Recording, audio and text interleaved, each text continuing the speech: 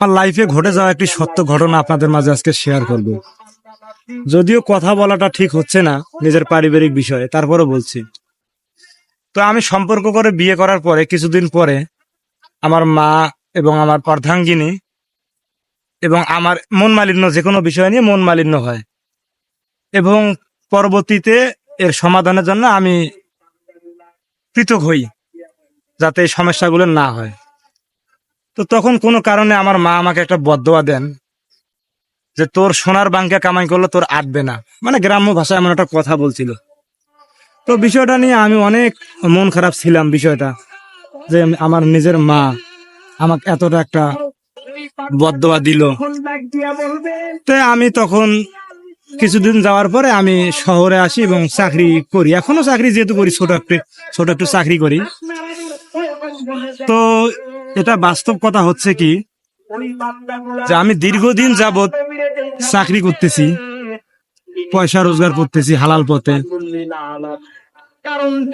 আমি এই পয়সা দিয়ে এখন পর্যন্ত ভালো কিছু করতে পারতেছি না, শুধু তারপরও দেখি মাস শেষে ঋণ থাকে। অথচ আমার নিজের মাকে দেওয়ার মতন অ্যাবিলিটি হয় না, নিজের বউকে দেওয়ার মতন হয় না, একটা বাচ্চা আছে তাকে দেওয়ার মতন হয় না, তারপরও আমার কাছে মাস শেষে টাকা থাকে না। তো এই বিষয়টা নিয়ে আমি যতবার আমার দেশে যাই, মায়ের কাছে যাই, মাকে বলি, মা আমার যদি কখনো ভুল ভ্রান্তি হয়ে থাকে আমাকে মাফ করে দাও, কারণ আমি তো নিজেই বুঝতে পারি যে আমার সমস্যাগুলো কোথায়, সমস্যা কি।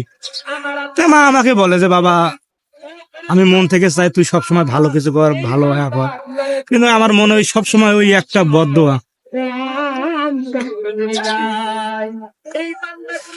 আমার খুবই খারাপ লাগে এই বদদোয়াটাই। তো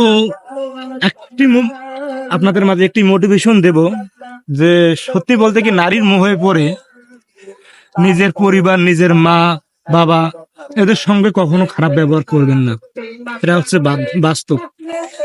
কারণ কিছু কিছু ফল আল্লাহ দুনিয়াতে দিয়ে থাকে। মায়ের উপরে, পরিবারের উপরে যদি কখনো খারাপ কিছু করা হয়, হানিশেষ তারা যদি একবার ফেলে, শত দোয়ার পর, শত মাফ করার পরেও এই জিনিসগুলো কখনো ঠিক হয় না, সমাধান হয় না। তাই সর্বদাই চাইবো যে নিজের পরিবার, নিজের বাবা মা, তাদের সঙ্গে সম্মান। হয়তোবা কথাগুলো বলতেছি, তারপর আমার মনে শরীর গা কাঁপতেছে।